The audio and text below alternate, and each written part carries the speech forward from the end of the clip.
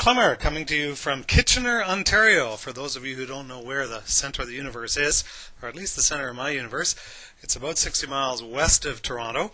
And we're happy to have you join us. We have registrations from around the world, a couple of hundred sites that have registered to join us here this afternoon. So let's jump right in, and we're going to basically be doing an overview or a quick review of some of the issues that lead to a moose mess. We're going to then as well talk about a bit of the background on how I wrote Moose on the Table, which is my 6th book, and some of the thinking behind it, a bit of an overview of it, and then move on to what are some of the key lessons, key issues, key themes that all of this work is trying to pull together around this theme of breaking through the bull. How can we get through the bull that pervades so many of our organizations, where we're not really having perhaps true conversations, we're not having some of those difficult, courageous conversations, and all of those get compounded into problems with putting up barriers for true high-performance organizations and high-performance cultures. So we'll try to look at how we can solve all of that in the next hour. Obviously, we won't be solving it, but we'll be trying to see what we can do to perhaps point to some things that you might find useful in breaking through your own bull, in your own team, your own organization. So let's take a look, first of all, at what is it that are some of the key things contributing to a moose mess. And we see moose tracks all over the place here in this this little drawing. This actually is taken from, all of the sketches today are taken from the Moose on the Table book. And I guess there's a number of things, and it can get pretty complex on how all of this comes together. But I would say, first of all, that what we have in many organizations is this failure to communicate. You can even see that, we can see that as a little bit like cool hand moose here. We have a failure to communicate. Communication is one of those themes that at the CLEMMER Group we constantly hear as a problem, an issue, something that needs to be addressed. And it's pretty complicated. It can cover a lot of territory. What we're primarily focusing on here is how communication contributes to not getting at real issues. That's one of the key themes of a lot of this work. And how we can sometimes think we're communicating, especially in today's day and age, by using a lot of electronic tools that really are great information tools. They're great IT tools. They're really not very good communication tools. And I guess that's what I see most frequently coming out now is the problem with the email beast, as we've come to call it, where people confuse informing with communication. Often in my workshops I'll ask people, how many here feel that they need more communication, better communication around their organization? And of course pretty well all the hands go up. Then I ask, well, how many people would like more email? Almost no hands go up. And so what happens though in many organizations, manager hears the, maybe through a survey or some way, they say, we need more communication. What do? CC more people on email, send out more emails. So there's this tremendous confusion between information and communication. And we're going to break down communication as we go along here into a number of different elements. And certainly one of the next elements is the issue of, well, we often use terms like walk the talk, lead by example. We all know that we need behavior that's consistent with what it is that we're saying. And yet we all know and experience as well lots of inconsistencies in our teams and our organizations, but sometimes it's a little harder to look in the mirror and maybe admit to some of those inconsistencies in either our own behavior or within the team perhaps that we're leading. So here we see a chart, a continuum. I think of it as the lip service leadership continuum. When you hear people say, well, we need to change the way we do things around here. We need to change the culture. We need to be more service-oriented, or we need to get more teamwork, or we need more innovation, or quality needs to improve. So there's a number of goals that organizations have and changes that they're trying to bring into the organization. And many of the people leading those changes, many of the managers, are basically saying, well, I'm committed. I really want to make this happen. And yet, when you start looking at some of the behavior, it's really at the very minimal end of the spectrum, way off to the right side of the continuum here, where it's really perhaps no more than permission that they're giving to HR departments, to training departments, to bring in maybe some new technologies, to do a structural change, whatever it may be, but saying, yeah, we should do that. Go ahead. Now, here's some money, here's some budget, let's go make that happen. And then if you go back and say, well, are you committed to this change? They're going to say, well, of course I am. Look at what I've allowed to happen here. I've delegated it away. Well, yes, that's commitment. Certainly better than resistance, I guess, or not allowing this to happen. But it's really a very minimal level of commitment. And as this graph tries to show, the degree of change is going to be pretty small as well. So we move a little further along the graph, and we see a little more degree of change, where maybe now we see a switching from a passive level of commitment to maybe a more assertive level of commitment, where I might be at least saying some of the right words. We need to be more, again, service-oriented, more teamwork. We need more of these sorts of things happening. And I'm promoting the idea, and I'm talking it up, and maybe getting out and trying to be a little more visible with it. But again, my own behaviors perhaps haven't changed all that much. So we move up the continuum a little bit further. We get to the level of passionate lip service. Now I've really cranked up the rhetoric, and I really am seeing the need for how you need to be more customer service oriented. You need to behave more as a team. You need to improve our adaptability to change and our flexibility. You need to, and of course, what's wrong with this picture is it's all about me trying to change you. One of our more popular workshops is called Leading at the Speed of Change, and it has a lot to do with, I think a lot of participants are actually there to figure out how to change everybody else. But it's a whole lot more difficult, and again it takes more looking into that mirror to say, well, what do I need to change about me? There's that old Einstein quote that we can't solve a problem with the same level of thinking that created it. Well, I would also paraphrase that to say we can't change behavior in others with the same behavior that got us here. So if we're truly going to change them, then we need to take this much bigger leap towards involved leadership. And we need to change me. And that's tough, because it's so much easier to want to change everybody else. As a parent, I'm reminded of the old adage when our kids were younger. They're all adults now, but the old adage that children act like their parents despite all attempts to teach them good manners. You see them doing something, you think, where'd you learn that?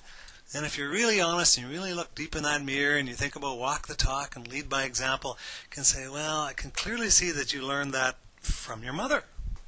Clearly. Because it's tough to really recognize our own behavior being reflected back to us and be a truly involved leader. And so then lastly, we get to the level of integration, where what we're trying to do to them, what we're trying to change in the organization, is consistent with who I am. So now I've really evolved beyond just looking for better ways of doing things. I've really evolved into a different way of being. And that's a different level of transformation. That's a much deeper level of transformation. And that dramatically shifts what leading change is all about. So that's one of the first elements that we talk to here when we're talking about leadership lip service. The other part of this, which is now more looking outward and not so much at ourselves, is looking at dealing with our boss. One of the themes throughout a lot of this work, and in much of the work that I often do, is people pointing upward and saying, well, I've got maybe not a bad boss or a bully boss, but I've got a weak boss or not a very effective boss. Or in other cases, I do have a really bad boss, or I've got the boss from hell. I've got a really, really bad boss. And so here's a survey that was done a little while ago at Bad Bossology website. Now, obviously, this survey probably has a bit of skewing to it. The people going to this website are people that are having problems with their boss. But here's what, of the 1,100 people that completed this survey, 23% said they would send their boss for some management training. So maybe that's some of the way you sometimes feel. Or almost a third would say their boss has got some problems here. They really do need a little bit of psychological help. Now, here's a really interesting one. Almost 50% would fire their boss if they could. Now, what gets interesting about this is, of course, we can't really control our boss, but we can lead upwardly. And that's a theme we're going to come back to later on. But it's certainly the whole issue of bosses and less effective managers are issues that contribute to this leadership lip service problem, where we have people who are saying all the right words about leadership, but really aren't behaving in a way that we would consider to be consistent with that. So we move on. What else contributes to the moose mess? Well, here's where you start to get into the chicken and the egg dilemma. Does this contribute, or is this a result of? And I think it's a little bit of both. We get into issues where teams can become or have become tremendously toxic. And again, what causes which? How did this come about? Could be pretty complex. But lots of teams spend a lot of time in what unfortunately is a fairly popular place, a growing metropolis that I've come to call Pity City. It's a pretty dangerous place, and maybe you know some individuals, some teams that spend lots of time in Pity City feeling like there's no point, why bother, there's nothing we can do. One of the more popular vehicles to get to Pity City is the good old bidder bus. You might know some people that get on the bidder bus from time to time. Maybe even you've gotten to know the bus driver a little bit. So how do we get to Pity City? Well, oftentimes we get on the bidder bus, we drive down Helpless Highway, past Whining Way, Dead End Drive, Pessimism Place. And what are the signs that our team, our organization is spending lots of time in Pity City? Well, there's no hope. A sense of hopelessness. There's actually a phrase called learned hopelessness, which comes out of a lot of excellent psychological research that's been going on in the last 30 years to this whole phenomenon of how teams and groups and individuals can learn this sense of powerlessness. And there's no way. We tried that once. I gave that idea. Nobody ever listened to me. No, that team will never go for that. A man, that's just like a man. That's just like a woman. That's just like management. And we start to categorize and broad brush and basically just give up all sense of why bother. It's a dead end anyway, so we may as well just stop trying. Well, perhaps some of these signs look a little bit all too familiar, but they certainly contribute and they tend to attract moose. They, as well as obviously they may be as a result as well of moose that exist in the workplace and have caused people to get to some of this point of giving up. So a fourth area that I think is part of this whole mess and conundrum is the issue around avoidance and denial. Now, again, what causes that? Why is it happening? It's certainly a major problem in organizations. When Jack Welch was head of GE, and this book Winning he wrote just after he was retiring from GE, but he was nominated for years as best leader around the world, and GE, one of the best run companies. But he made this point that lack of candor or lack of openness was always one of his crusades, his campaigns, to try to get straight talk, get people talking to each other in real terms about real issues, about what they think is really going on in the organization. And he goes on to talk about how he really believes that that's what blocks a lot of good ideas and of people really bringing out the best that they can. And it truly is a killer. It is something that can very much kill organizations. We see far too many examples, some very spectacular ones. Some of the NASA space explosions have come from this. It's been shown in research. In fact, there's quite a bit of research that has looked at what is it that oftentimes causes projects or organizations or teams to lose traction or sometimes completely lose their way. Now here again, this survey may have somewhat of a bias from people who are participating in it who really see this as an issue or a problem, because some of these numbers are pretty astounding, I think, such as this first one, that 82% of employees say that there's some significant initiatives underway in their organization that will likely fail. That's pretty high. But when we start to look at, again, a lot of our work and research, part of this asks, well, how do you define failure? but there is a very high failure rate in many projects and initiatives. Some, in fact, almost just over three-quarters of people who participated in the survey say that right now, as they were doing that survey, they were working on what they considered to be a doomed project. Well, again, what do we mean by doomed? And are they in a toxic pity city kind of culture that we described earlier? We don't know these sorts of things. But there clearly are issues and problems here that are common across many organizations. When we go on and take a look at, more than 90% have a pretty good sense early on. And I think we can all relate to that. Those of us who've been around for a couple of years can start to see the early signs that things are not as the leader has declared them to be, or we haven't really thought this through, or we're not really addressing the real issues here. We're not really having the tough conversations about what truly has to be done to make this work. And we go on to look at how many talk about their projects are slow motion train wrecks. So they can see the signs early on, and then it just kind of unfolds in slow motion, and agonizingly slow motion, as we all kind of know where it's headed. So here I think is the really deadly one, this last point then, saying, now again, we don't know just how representative of this particular group might be of organizations as a whole, except when we do start looking at other surveys and studies and our own experience to say, there is a big problem. It may not be 80% in many organizations, but it's certainly a majority of people feeling that approaching a key decision maker about a problem with a project is really tough to do, for a wide variety of reasons, some of which we're going to get into as we continue on through our discussion. So that then, I think, raises key points. It raises points about courageous conversations which are difficult to initiate.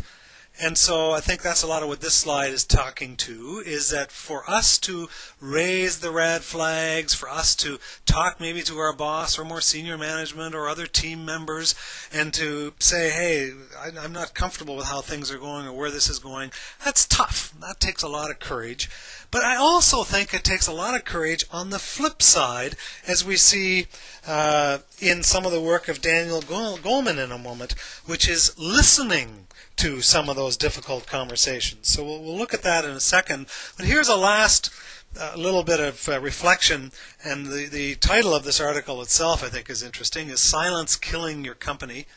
And here the researchers go on to talk about how oftentimes we have the best of intentions when we remain silent. There may be lots of good reasons why we don't say things, but so much of this research is showing that by not speaking up, by trying to just go along to get along, just trying to have things, smooth things over, we set in motion powerfully destructive forces, which literally, as in the cases of the NASA spectacular examples, or many examples in organizations who do a lot of work in the area of health and safety, people sometimes literally die because we don't have these tough conversations, because we don't declare what we really see the issues as being. So as I said, I think it's tough to have those conversations and initiate them. It's also tough to hear them. Many of you may be well familiar with Daniel Goleman's work around emotional intelligence, a lot of excellent work in the whole area of emotional intelligence that's been going on over the last 10 or 15 years. One of his earlier books here, Working with Emotional Intelligence, he makes this comment about how, as leaders, the people around us will often collude with our denial. And it's often pretty tough as a leader to really get good feedback on how we're doing and how our behavior is coming across. And so co-workers, people reporting to us, bosses, etc., others will be out complaining or talking about our behavior to each other, but maybe not telling us, or maybe just kind of smoothing it over with us. And of course this sets up this tough collusion where we think we're getting harmony and effectiveness. In fact, I've even actually seen managers say, we don't have any moosing around here. We don't have any issues around here. Nobody's telling me there's any problems. And sometimes those are some of the worst situations. Nobody's telling them they have any problems, Exactly. Maybe it's because they're not listening. Maybe there's a wide variety of reasons maybe why they're not being told, but they're living a life of delusion, believing that things are better than they truly are, till all of a sudden something blows up. So our last area is then really the summation in a lot of ways of all of this. So I deliberately put this point as the last point on the slide, because I think today it's probably not too much of an overstatement to say that most organizations are in a morale crisis or are in a engagement crisis. The number of times I continually see in all the work that we do around Canada, the US, other parts of the world, we continually hear about how people are checking out, are disengaging. In fact, one study done here in Canada, and I've seen numerous similar studies out of the UK and out of the US, similar studies. This one was done by Towers Perrin, an HR consulting firm in Canada, showing that 17% of Canadians are engaged, and I like the way they define engagement here, willingness to invest, this discretionary effort. But here's the interesting thing, that's slipped just in a couple of years. It's down from 21%. Here's the real opportunity. This is where the title of the slide comes from. We've got about two-thirds, the old bell curve here, two-thirds are moderately engaged. And even lots of research shows would like to be more engaged, are wanting to be more engaged, but really aren't feeling very engaged. And then the bottom part of the bell curve here are the disengaged, the almost 20% who are actively disengaged from the organization. So what do we do about that group in the middle particularly? How do we help them to start moving over to the other side? Well, it involves many of the kinds of issues that we've just been talking about, and that provides a bit of a springboard for me to go on and talk about, so what is this moose on the table thing all about? How did the book come about? What are we trying to do with all of this?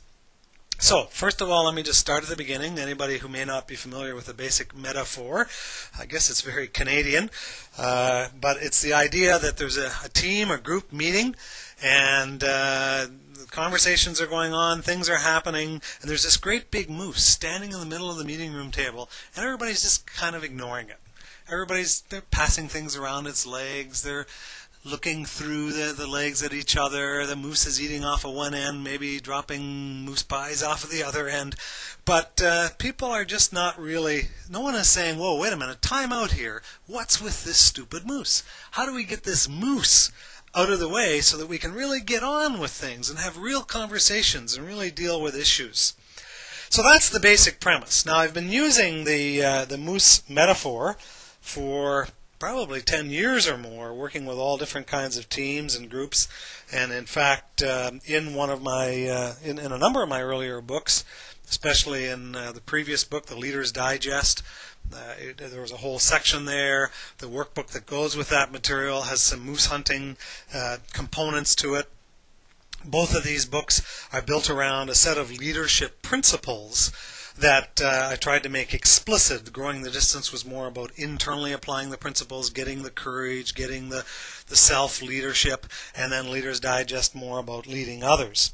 So those were books 4 and 5 for me, and when I came along to this one, my 6th one, I wanted to really do some more work around the notion of moose on the table and build on in some of that earlier work, and decided to use a novel or a fictional approach, what I hope people who read it find to be an edutaining case study to bring alive the idea of moose on the table.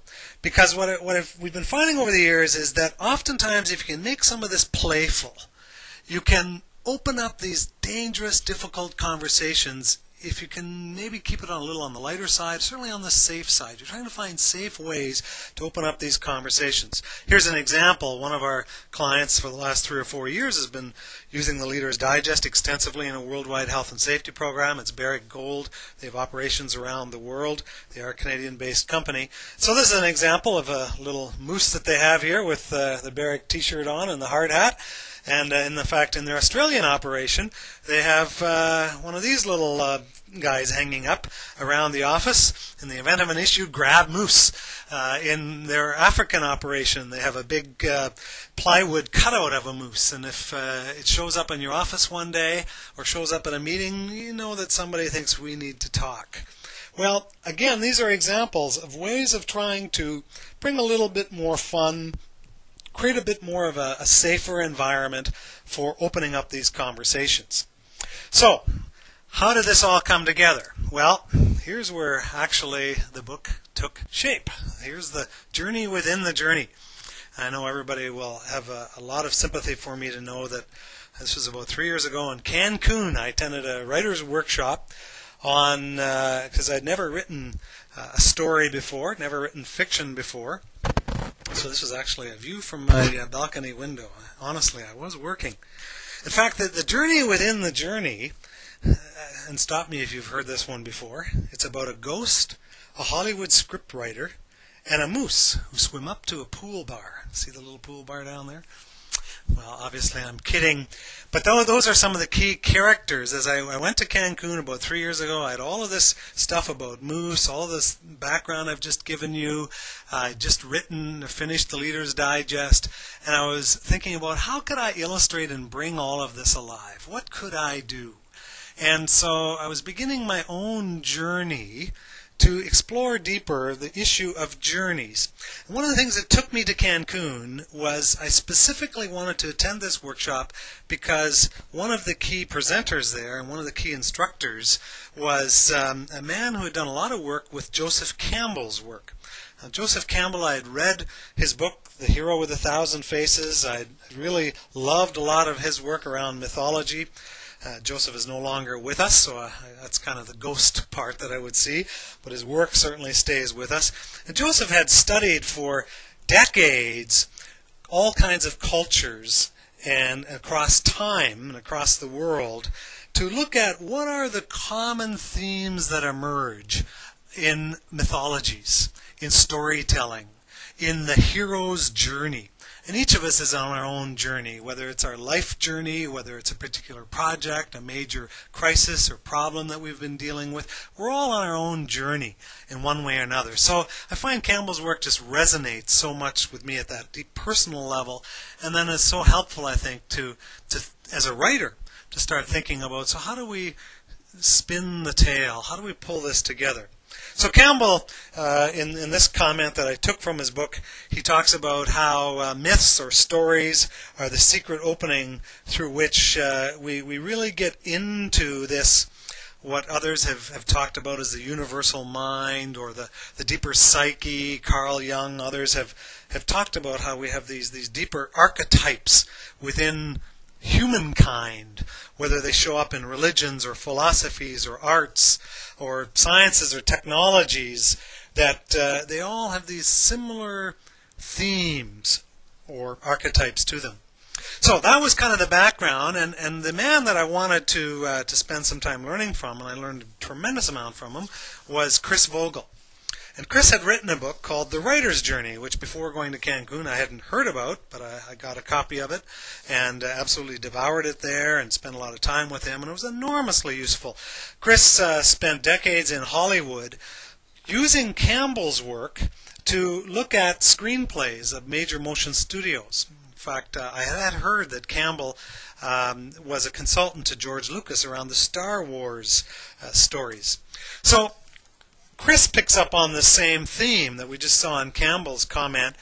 He's saying that all stories have common elements that are universal, and which, as Campbell had said, are the hero's journey. So he goes on to, and I agree with him very much, that when you start to understand those steps and you start to really look at, so how does that apply to me? We're all on a hero's journey. And it really is, I think, a very complete handbook for life. A handbook for how we deal with personal or organizational or team issues. And it really starts taking us deep into issues of courage and fear and so forth. And so that's the background that then brought me to I went back from Cancun feeling very inspired, feeling like now I had a bit of a map or a road map to pull together a lot of this I guess life work for me around teams and leadership and all the work that I've been doing, and put it into a story. So I'm going to give you a very broad overview of the story. Obviously not going to try to tell you the whole story now.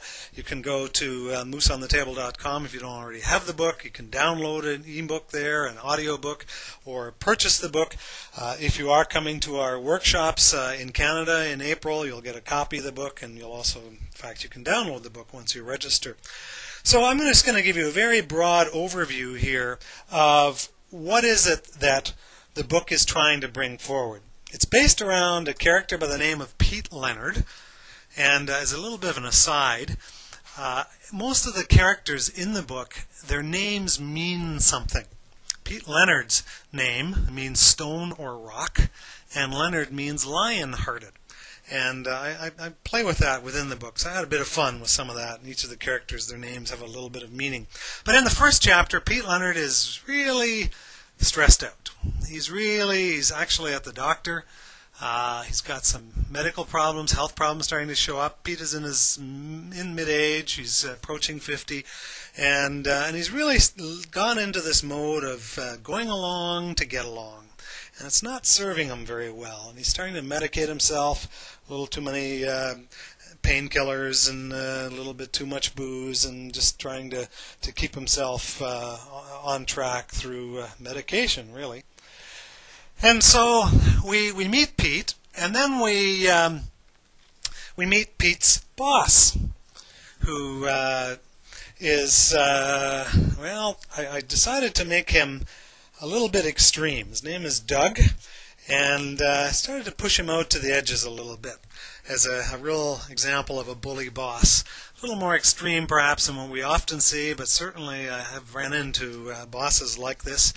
And we see Pete and his colleagues in a meeting of Doug's, and the Moose are really sounding the bugle here because there's a lot of issues just not being addressed.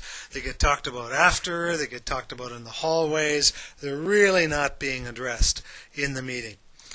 And in fact, the Poets Society, which is a group of Pete's colleagues, head out afterwards to Bullwinkle's bar after a tough day, and to have a little meeting of the Poets Society. The Poets Society stands for, well, at least the polite version of it would be Pee on Everything Till Sunrise Society. It's a group that gets together after work and says, to heck with it, who needs this anymore? And they proceed to talk about how unfair things are in the organization, how bad things are, how horrible Doug is, how their own employees aren't grateful and don't understand how tough things are, and they essentially spend a whole bunch of time in Pity City. And of course the irony is they're spending all kinds of time in Pity City complaining about the people they're supposed to be leading and how they spend way too much time in Pity City.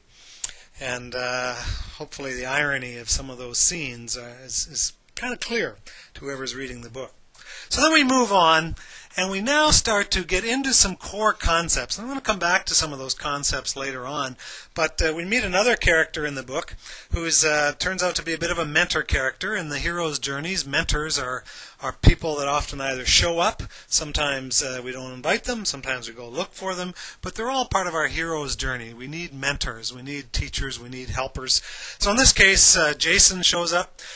Some of you who know me and my work will recognize a little bit of Jason's character. He's a consultant, he's a trainer, and Pete very reluctantly goes off to a workshop of Jason's and starts to learn about a concept I'll come back to later about being a navigator, survivor, or victim, which he completely poo-poos at this point and doesn't think it has any relevance to him, and starts to look at signs of moose tracks, and begins to see, yeah, we've got a bunch of moose running around our place. And then he leaves the workshop not thinking was all that useful or relevant, because he really wasn't ready to do anything with it, and goes back to his office and meets Alfred. Now, Alfred is a very interesting character, and this is where I don't want to give away too much of the story, as we're never really quite sure who Alfred is. But Alfred shows up as an ancient moose hunter, sort of elf character, and proceeds to figuratively and literally beat up Pete. He's trying to smack him awake. He's trying to basically say, Pete, you can't continue like this. You can't keep ignoring the moose. You can't keep, in fact, he gives him glasses, he can start to see moose around his workplace.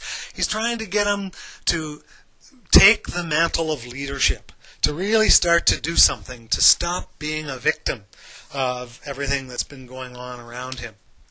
So that's really Act 1, those 5 chapters. And now we get into the next number of chapters, and I'm not going to go through each one in depth, but we begin to see Act 2. Now we're getting to the meat of things, and it's in these chapters where we start to really get into, so what is it going to take? In Chapter 6, we see Pete really giving a half-hearted attempt. His heart really isn't in it, and he tries to start dealing with some of the moose back in the workplace, and he actually makes things worse, which is a problem that we see, unfortunately, a little too often, where if we don't do this effectively, we raise expectations, we raise awareness about problems, and if we don't really follow them through and make it happen, we've actually made the situation worse.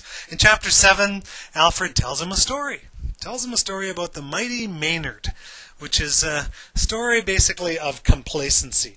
Story of an old ancient elk hunter from hundreds of years ago who got just a little too complacent and got a little too comfortable, got into a comfortable rut. And one of the best expressions I heard of a rut years ago, someone said, a rut is a grave with the ends knocked out. And we see that Maynard gets himself into that rut. So now we're starting to get to the point where Pete is beginning to say, okay, I think I need to do something. So Chapter 8, he's starting to say, let's do something about this. And he's beginning to get serious. And he brings Jason in to really help him. And over the next couple of chapters, he takes his team off to a retreat, and he does some survey work. He starts to really try to understand the problem, what's really going on, and begins to dig down deep into it. And it's in these sections. Again, anyone familiar with my work will recognize that as we get into chapters 8, especially 9 and 10, they're built around 2-day off-site retreats, of which I've done hundreds over the years with management teams. And so I've really drawn from a lot of that work and illustrated the kinds of things and sort of composite characters that pulled out of some of those retreats to pull together. And so as we get into Chapter 9, Pete is starting to slink back. He's starting to really feel like, I'm not sure I'm ready for this. I don't know that I really want to do this. And so there's a bunch of struggles that he goes through there. And then in Chapter 10, he decides to really face the bull. And this is where he begins to screw up his courage. Alfred smacks him a bit more. And he begins to get serious, starts to put in place with his team clarification of what their real key imperatives, strategic imperatives ought to be, and they begin to move forward. So in Chapter 11, they're starting to really make some progress, and then they hit a couple of real serious setbacks. And in fact, hovering over the background is the specter of Doug, the bully boss, who doesn't support any of this, who's a very weak leader. And we can get the sense that there's a showdown coming here, that somehow this has got to be dealt with. And in Chapter 12, the big showdown happens. And in fact, I was working with one group a little while ago, and I actually explained what happened in Chapter 12, and someone in the front row said, "Oh, you shouldn't have told me that. I wanted to read the story for myself." So I'm not going to tell you what happens in Chapter 12, but in Act 3, our last few chapters, we now see some success. It's not automatic easy success. We see Pete going through some real difficult learning and growing and struggling as he tries to make himself into a more effective leader. We see ways that they actually do begin to tame the zoo of the moose in the workplace, as well as a little story that Pete tells in there about his family and how they all went off to the zoo one day, and in the end they found out nobody really wanted to go. But how did they end up going to the zoo? So in their organization, they talk about, let's make sure we don't take trips to the zoo. And so in the last couple of chapters, he starts to pull it together, and you begin to see some of the processes for cultural change, for team revitalization. A lot of this is based on real hard examples and experiences that we've had and successes that we've seen. Some of the earlier chapters with some of the failures was from some of the failures we've seen. But now we get into what are some of the real successful methods for bringing about long-term, lasting, powerful change in the organization. And chapter 16, which I'm not going to give away, is where we really resolve the whole issue with Alfred and figure out just who exactly was that guy. So that's a quick overview of the book and a bit of the storyline. And let me then pull you into, so what are some of the conclusions? What are maybe some things that you might take away from all of this? If you haven't read the book, if you have read the book, maybe this will help with some of your reflections and some of the lessons that I hope you draw from the book. So there's a couple of key themes that run throughout the book. There are actually a number of them. One of the key themes is around the issue of fear. We see Pete wrestling a lot with fear. And fear shows up in multitudes of ways, but it really shows up in us just not doing the things we feel we need to do, just not following our heart, not having those tough conversations, not taking the kind of initiative that we know we ought to take. And so I love this is a great book, by the way, Crazy Busy, and a couple of great articles that Ed Hollywell wrote for Harvard Business Review. This one, Overloaded Circuits, Why Smart People Underperform. Ed's been a specialist in the whole area of attention deficit disorder in kids for years. He's a psychologist. The last 5 or 10 years he's now focused on adults because that's becoming and executives especially and managers, because that's becoming a major problem in today's email crazy, 24/7, always connected world. But the point that he makes here is that he has found the most dangerous disability is not something like dyslexia or ADD. It is fear. People who are afraid, who are overly cautious, who won't take the steps, who won't do the things that they know they need to do. That puts us into a survival mode, and it really blocks learning. It really blocks our leadership or our personal growth and development. So that is one of the overall themes in the book. And so we see, here's a picture of Pete. In fact, this is from the chapter on facing the bull, which of course is looking in the mirror and realizing, hey, I know that bull. That bull is me. I see myself. So some of the key themes, some of the key lessons that he pulls from this is that giving into our fear really is a way of sliding into that life of what was termed years ago quiet desperation. We can easily slide down that slope, but it usually happens so gradually, as it happened to Pete, that it wasn't till Alfred actually came along and started to try to shake him hard and wake him up. Or sometimes it's a major crisis in our life or in our organization that suddenly hits us, that makes us realize that we've been sliding down this slope.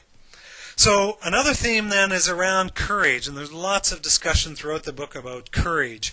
It really is the key that unlocks the door to our inner selves. One of the scenes in the book is Alfred in the hospital room with Pete, and talks about how Aristotle believed the foundation of all virtues, human virtues, was courage. That's the beginning point of all the virtues. And so that's one of the themes that's woven throughout the book. And of course, another thing that he wrestles with, and his wife Michelle, who turns out to be a little bit of a support and mentor for him, although early on they're having a very rocky time in their marriage, but eventually she begins to really support and help Pete's growth, and helping to deal with this whole issue of that. Yes, we all have fears, but so courage is really where we proceed despite the fears, where we still go ahead even though we know what the risks are, we know what the downsides are. Our head is full of all of these paranoid fantasies that we have, but we proceed ahead because we know it's the right thing to do. We proceed ahead because we know that's the way that's going to get us through this dilemma. So it also takes real courage to see myself through the eyes of others. That was in the chapter around, which was the chapter on the slinking feeling, chapter 9, where Pete starts getting feedback on his own behavior, and man, that hurts. And he'd just as soon not do that. Where'd you learn that behavior? It was from your mother. It was from Doug. It was from somebody else. It wasn't from me. I'm innocent. I'm just a victim here. It really does take courage to see how we're perceived, to see ourselves through the eyes of others. So courageous conversations are not only initiating tough conversations, they are hearing tough conversations, to sit down and listen, to probe, to understand, to seek first to understand before we try to be understood. Those are courageous acts, and they're often easy to avoid. So those are some of the key themes throughout the book. Another key theme is in the early chapter, was on the chapter 4, where Jason, when Pete attends the workshop and Jason talks about some of the foundations of leadership, he uses a chart here that I've been using for quite a number of years and find really connects and resonates with groups and organizations. I continue to use it. Heather and I at home continue to refer back to whenever there might be crises or issues or problems. We have choices here. When we're faced with things we don't control, we can control our response. So one of the things we can do is we can sit on the line in survivor mode and hope that things will get better. And sometimes they do. And sometimes that's a wise place to be. It's a wise thing to do, to sit in survivor mode. And to be hopefully, a hopeful skeptic. But it's easy to slide down below the line. It's easy to slide down into helpless cynic territory and to say, oh, here we go again. Oh, what's the point? Don't even bother. There's no point. Let's just wait and see how this unfolds. I just know this is going to fold in a negative way and slide down below the line. In fact, I ran into somebody a little while ago. When I ran into him, I kind of remembered why I hadn't seen him for a while. This is going back a few years. And I said, hey, Phil, how's it going? He said, same crap, different day. Well, how do you argue with that? I've often thought about that. How do you argue with that? Because if we're walking around with our crap glasses on, the world's full of it. There's crap everywhere. There's unfairness, injustice, lots of it all around us. But our choice, of course, is whether to stand in it or not. Our choice is how to respond. Do we want to be above the line? Do we want to be below the line? So this chart, this language is used throughout this work. It's been used throughout a lot of my work. And it really gets us then to say, well, there's two extremes, and we have the middle of the road, the above the line, below the line, being skeptical, being cynical, or we can go up way above the line into leadership territory and be true navigators. And that's what Pete is feeling pushed to do. That's where I think leadership resides, is above the line. Leaders make people hopeful. Leaders help people see and help themselves see what could be. Leaders capitalize on change and how to use that in positive, effective ways. Leaders are human. We all spend some time below the line, down here in Pity City. We can all feel at times victimized. We can feel like it's unfair. We might even use some of the conspiracy kind of language of they are doing it to us again. I just know they're out to get us. When we're way down here in Pity City, when we look at that scale on the left, way down at -100, and we're way down that scale, we can start to see these conspiracies everywhere. I just know that they were up till 2 o'clock last night trying to figure out how to make our lives miserable. They're just out to get us. And of course, this is the toxic culture of being in Pity City on the bitter bus, driving on the bitter bus down Helpless Highway through Frown Town into Pity City. That would be a dad joke in our house, and that would get me groaned away from the supper table.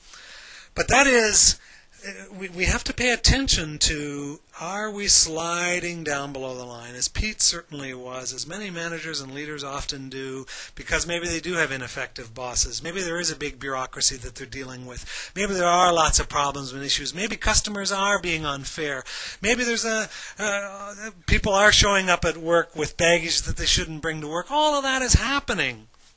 What do we want to focus on? What's our reality going to be? Because, of course, you look at any of these three areas, a navigator, survivor, a victim, and you can say, well, which one is reality? Here's the age-old philosophical question. There's the trick question. Which one is reality? Certainly you see people below the line saying to somebody above the line, get real, you're not living in the real world, that's not reality.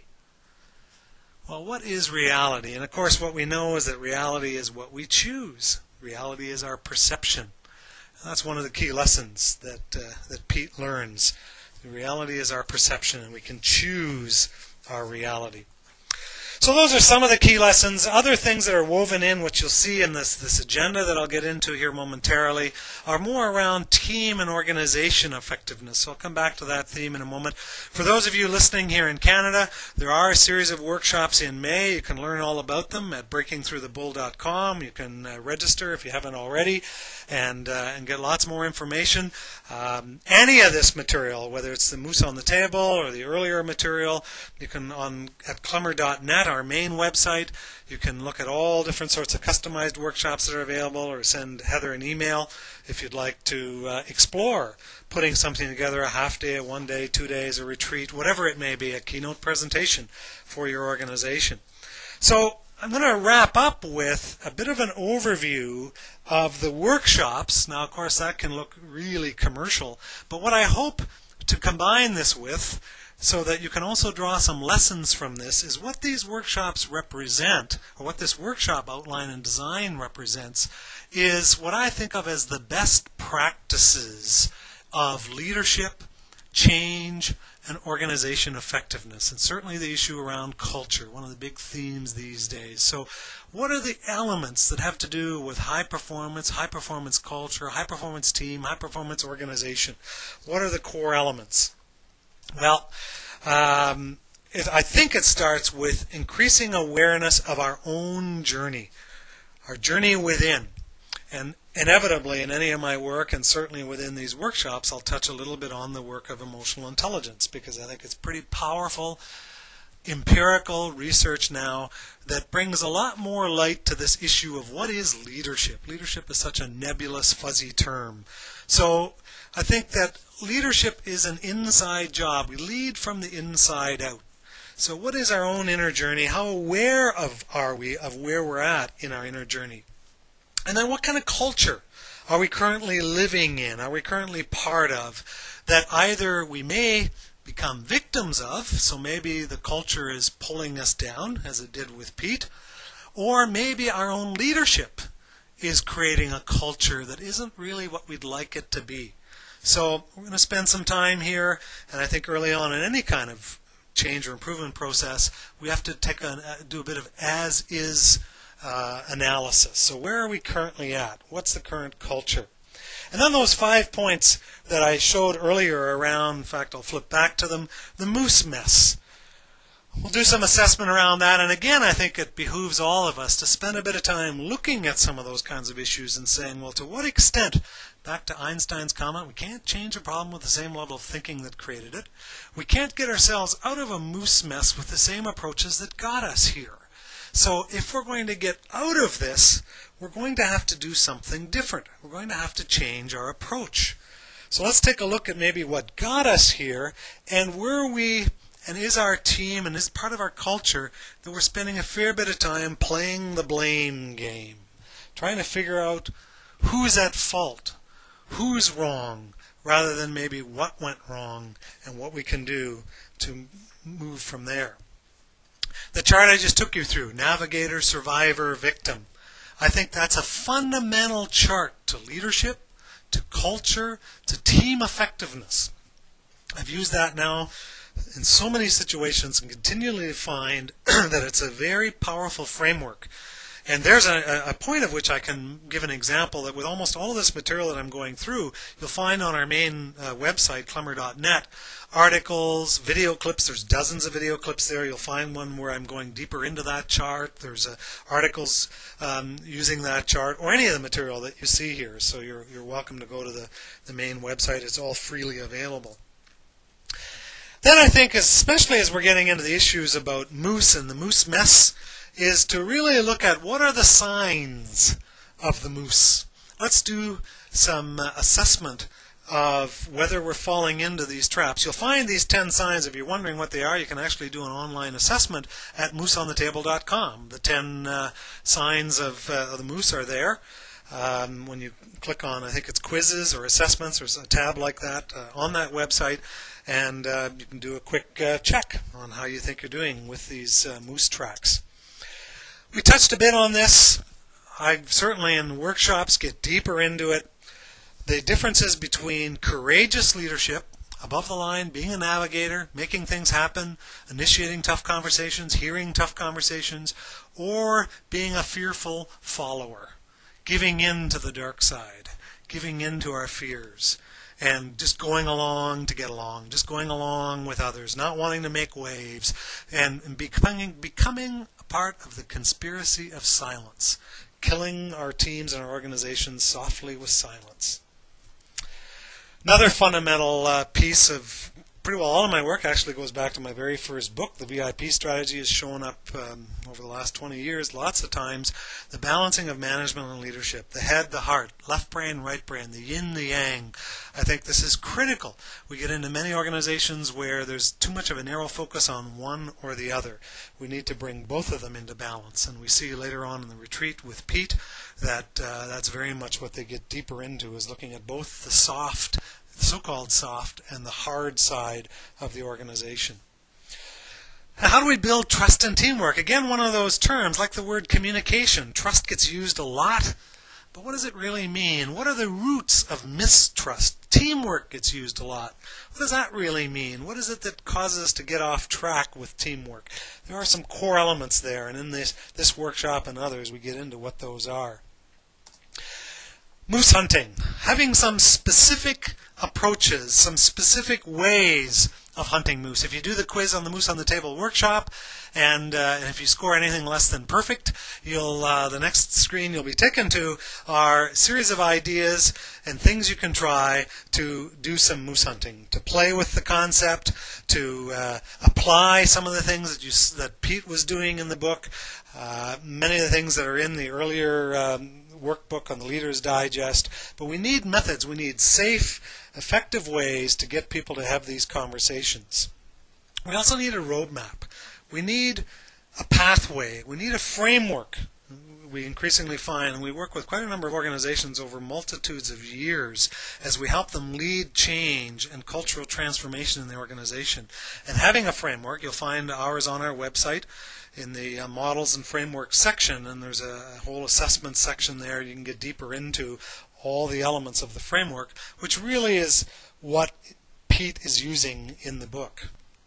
We need ways to tame the email beast. This is a major problem in many organizations today. The levels of emails we have, the quality of emails, the amount of internal spamming that's going on, the amount of time that we're spending chained to our desk or our BlackBerries answering emails is creating enormous amounts of dysfunction. And people like some of that earlier work that I cited from Crazy Busy, people like Ed Hollowell, are showing now with really solid research how attention spans are being reduced. And again, it's so easy to say, well, there's nothing I can do, it's beyond my control. Well, all of that is to be a victim. There is definitely something we can do if we choose to have the courage, if we choose to be leaders. If we choose, for example, to maybe lead upward, to push back, to influence our boss, to influence our boss's boss, to try to change the organization rather than to sit back and say, well, nobody ever tells me. I can't get any information around here. Well, that's to be a victim. To be a navigator is to say, I'm going to go get the information I need, or I'm going to go make sure somebody knows about this, or I'm going to name the moose. I may not do it at a meeting. I may have to find other more diplomatic ways because it may not be appropriate to do it right there in the meeting, but I'm not just going to let this go on. I'm not going to let the moose multiply in our organization. And then leadership, especially if we define leadership as action, not position, which is a way I've defined leadership for years. So the leadership of the acting as a leader means we use persuasion more than position to move people forward.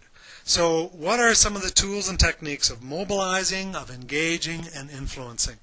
In this workshop and in others, we get into what those are, start to identify them, and begin to put together some strategies and plans for building on them. And then very specifically into changing the culture. There are a number of cultural tools that we've evolved over the years and certainly have come from lots of other places, and we've synthesized that bring about true lasting change, the way we do things around here. In fact, in many of our clients, if the client's name was, say, ABC Company, it would be the ABC way. Here's the way we do things, and helping them really define that and really drive that and embed that deep into the organization. And then, of course, with any of this kind of work, we need to end up with, so what do we do? What does all this mean? Where do we go from here? And wrap it up and on to action planning. And that's a way of me wrapping up pretty much this whole presentation. I hope that you've drawn some ideas. I hope that some of Pete Leonard's story, if you've just heard it for the first time today, has made some useful parallels for you as you think maybe about either your own life, your own leadership, or your team or your organization.